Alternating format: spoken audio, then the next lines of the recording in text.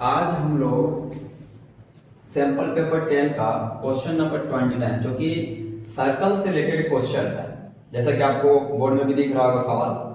तो हम लोग इस क्वेश्चन को समझेंगे और कोशिश करेंगे कि BA और AT का जो रेशियो होगा उसका वैल्यू 2:1 मिले। तो BA आपको दिख रहा होगा B से A, जो कि अपने आप में एक डायमीटर है क्योंकि भाई सर्कल से पास किया हुआ है, और AT जो कि आपको एक्स्ट्रा पार्ट दिख रहा होगा। तो ये पूरा का पूरा BA और AT का जो रेशियो है ये हमको 2:1 दिखाना है। तो इसके लिए सबसे पहले हम एक छोटा सा कंस्ट्रक्शन करते हैं कि हम भाई O को P से ज्वाइन कर देते हैं, O को P से ज्वाइन कर देते हैं और हम इसको आपको समझाते हैं इसको बनाना कैसे है। आपको जब कंस्ट्रक्शन में क्या किए, ज्वाइन कर दिए, O को P से ज्वाइन कर दिए। जब O को P से ज्वाइन किए तो आपको दिखा होगा कि ये जो पार्ट है यानी कि जो OP और ये जो पार्ट आपको दिख रहा होगा BO, ये दोनों का दोनों रेडियस है क्योंकि सेंटर से ये भी साइड में ज्वाइन हो रहा है, मतलब सर्कमफ्रेंस पे, और ये भी O से लेके B तक का है, ये भी रेडियस है।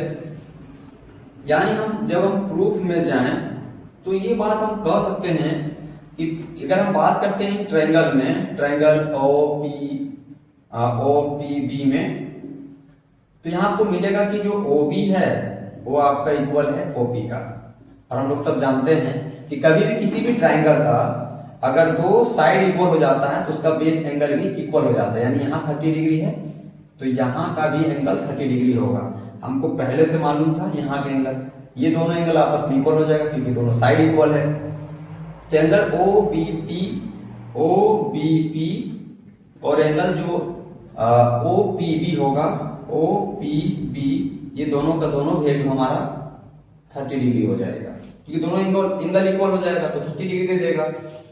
अब हम लोग जानते हैं कि अगर सेमी सर्कल पर जो भी एंगल बनता है, सेमी सर्कल पर जो भी एंगल बनता है, सेमी सर्कल पर जो भी एंगल बनता है वो पूरा का पूरा 90 डिग्री होता है। ये 90 डिग्री बनेगा पूरा। सेमी सर्कल पर बनने वाला एंगल 90 डिग्री होता है। तो अगर ये 90 डिग्री होगा तो सीधी सी बात है यहाँ का एंगल 60 डिग्री होगा, ठीक ना। तो हम लोग इस पे जाते हैं पहले कि भाई मेरा जो AB है, AB is a diameter, AB diameter है यानी कि BPA सेमी सर्कल हुआ। अगर BAP सेमी सर्कल है तो एंगल जो बनेगा BPA का, एंगल जो बनेगा BPA का वो 90 डिग्री बनेगा। यानी अगर हमको यहाँ का एंगल बनाना होगा OPA का, एंगल OPA का, तो हमको 90 माइनस करना होगा 30 डिग्री। 90 माइनस 30 डिग्री यानी कि वैल्यू हमको यहाँ का मिलेगा 60 डिग्री। अब हम लोग आते हैं अगर इस ट्रायंगल का एक्सटीरियर पार्ट देखते हैं, आपको छोटा सा ट्रायंगल बना देते हैं, ये वाला हम बात कर रहे हैं कि BPO, ये B, ये P और ये O। तो इस पार्ट का जो एक्सटीरियर एंगल होगा, यहाँ वाला एंगल, हम लोग जानते हैं कि यहाँ इंटीरियर अपोजिट एंगल का सम के बराबर होता है, अपोजिट एंगल के सम के बराबर होता है। तो यहाँ का जो एंगल होगा, यहाँ वाला एंगल, यानी कि एंगल POB, एंगल POA,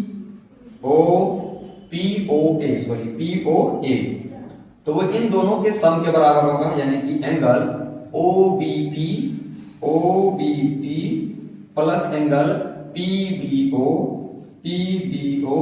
यानी कि 30 degree plus 30 degree equal to 60 degree. यानी यहाँ का वैल्यू हमको मिल गया 60 डिग्री, यहाँ का वैल्यू मिल गया 60 डिग्री। अब आपको पता होगा कि जब दो एंगल 60 डिग्री है तो मतलब तीसरा एंगल भी 60 डिग्री होगा। और जब ये 60 डिग्री आ जाएगा इसका मतलब ये साइड, ये साइड, ये साइड तीनों इक्वल हो जाएगा क्योंकि ये अपने आप में इक्विलैटरल ट्रायंगल बन चुका है। यानी हम यहाँ पढ़ेंगे कि जो ट्रायंगल है POA, ट्रायंगल POA अपने आप में क्या है, इक्विलैटरल ट्रायंगल है, इक्विलैटरल ट्रायंगल है क्योंकि इसका सभी एंगल 60 डिग्री हो गया है। जब सभी एंगल 60 डिग्री हो गया है इसका मतलब सभी साइड्स इक्वल होंगे, यानी कि PO इक्वल होगा ओ ए का, ओ ए का, और ओ ए इक्वल होगा पी ए का, पी ए का। अब देखा जाए तो सब का सब रेडियस है, ओ ए क्या है, ओ ए रेडियस है और सब इक्वल है, तो इसका मतलब ओ ए रेडियस है तो रेडियस के बराबर ये, इसके बराबर ये भी, यानी ये भी क्या है तो रेडियस है। आप लोग इसको इक्वेशन 1 मान लेते हैं, काम का चीज है। तो ये वाला साइड, ये वाला साइड और ये वाला लेंथ, मतलब तीनों का तीनों इक्वल हो गया, और हम इसको रेडियस इसीलिए मान रहे हैं क्योंकि ओ ए है भाई, ओ ए तो रेडियस है हमारा, तो ओ ए रेडियस है और ये भी इक्वल है, ये भी इक्वल है, यानी रेडियस के इक्वल है सब लोग। अब हम लोग यहां देखते हैं, ये जो लास्ट ट्रायंगल दिख रहा है इस पे आ जाते हैं। इस पे आने के बाद हमको ये समझ में आ जाएगा कि ये जो हम लोग ओ से खींचे ना, ये ओ से लाइन जो खींचे हैं, जो कि इस लाइन पर है, टेंजेंट पर है, तो आपको मालूम होना चाहिए कि टेंजेंट पे सेंटर से जब कोई लाइन ड्रॉ करते हैं, टेंजेंट पे सर्कल से कोई लाइन ज्वाइन करते हैं तो 90 डिग्री बनाता है। हम लोगों ने थ्योरम 10.1 में देखा है। यानी आपको समझना होगा कि जो ये जो लाइन है ना, ओपी लाइन, ये जो ओपी लाइन, तो ये ओपी लाइन से लेकर जो ये जो टीपी लाइन है, मतलब पीटी लाइन है, इसके बीच में भी एंगल 90 डिग्री बन रहा है। आप बताइए एंगल 90 डिग्री बन रहा है, उसमें तो ये तो 60 डिग्री खुद है, तो जब ये 60 डिग्री खुद है तो यहाँ वाला जो एंगल आपका बनेगा वो भी क्या बनेगा 30 डिग्री बनेगा, क्योंकि 90 टोटल है तो 60 तो 30। तो हम लोग यहाँ बात करेंगे जो ओपी है वो हम लोग का परपेंडिकुलर है किस पर, पीटी पर। अब पीटी पर परपेंडिकुलर है तो ओ पी टी पूरा का पूरा एंगल, ओ पी टी पूरा का पूरा एंगल 90 डिग्री होगा। तो जो एंगल केवल यहाँ वाला जो होगा कि ए पी टी होगा, एंगल ए पी टी होगा, वो क्या होगा, तो सीधी बात है टोटल 90, तो 90 में 60 जाएगा, 90 में 60 जाएगा तो एंगल बनेगा 30 डिग्री का, यानी ये वाला 30 डिग्री बना। दूसरी बात, ये अब नाप में लीनियर पेयर में जाएगा तो यहाँ 60 डिग्री है, इधर वाला क्या बनेगा 120 डिग्री, यानी P A T angle P A T क्या बनेगा तो 180 minus 60 degree equal to 120 degree. अभी जो ट्रायंगल आपको दिख रहा है ट्रायंगल, इस ट्रायंगल में 120 डिग्री 30 डिग्री, तो बचा क्या ये 30 डिग्री, यहां तो बन गया 30 डिग्री, ये भी 30 डिग्री बचा। यानी ये जो ट्रायंगल आपको दिख रहा है पीएटी जो ट्रायंगल दिख रहा है आपको, ये अपने आप में आइसोसेलेस ट्रायंगल हो गया, आइसोसेलेस ट्रायंगल है क्योंकि यहाँ 30 डिग्री है, यहाँ 30 डिग्री है। अगर आइसोसेलेस ट्रायंगल है क्योंकि दोनों का एंगल यहाँ इक्वल है, यहाँ वाला यहाँ वाला 30, यानी एंगल ए पी टी और एंगल पी टी ए जब दोनों का एंगल इक्वल है, दोनों एंगल कितना की इक्वल है 30 डिग्री का, यानी दोनों का साइड्स भी इक्वल होगा, यानी कि पी ए भी इक्वल होगा ए टी का, पी ए भी इक्वल होगा ए टी का। अब हम लोग को जो फाइनल प्रूफ करना है उस पे आते हैं कि हमको तो चाहिए पूरा का पूरा बी ए, तो बी ए तो हम अभी बात किए कि बी ए है क्या, तो बी है डायमीटर, और डायमीटर का मतलब क्या होता है भाई, तो 2 इंटू रेडियस, 2 इंटू रेडियस, ये 2 और रेडियस में आप ओ ए लिखो, ओ ए लिखो।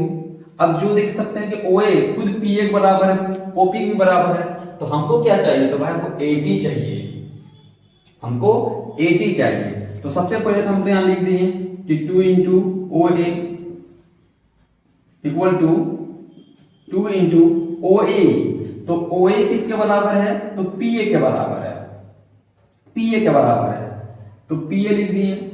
अब यहां से देख सकते हैं आप कि पी ए किसके बराबर है, तो 80 के बराबर है।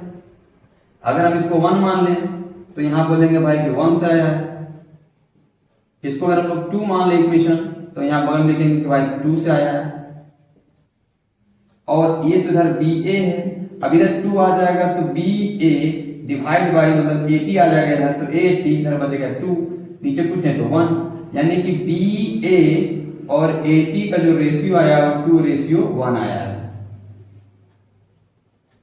तो ये जो सवाल है हम एंगल के अकॉर्डिंग टू बनाए हैं। आप इसको एक और तरीका होता है, कई तरीके हैं, तो हमको इजी यही लगा कि भाई ये आसानी से समझ में भी आ जाएगा और आप इसको अच्छे से कर भी लोगे। तो एक बार इसको ट्राई करना, अच्छे से आ जाएगा। ये बहुत ही काम का क्वेश्चन है, बहुत बार परीक्षा में पूछा हुआ है और बहुत ही इंपॉर्टेंट क्वेश्चन है, तो आप एक बार जरूर इसको अच्छे से कर लेना।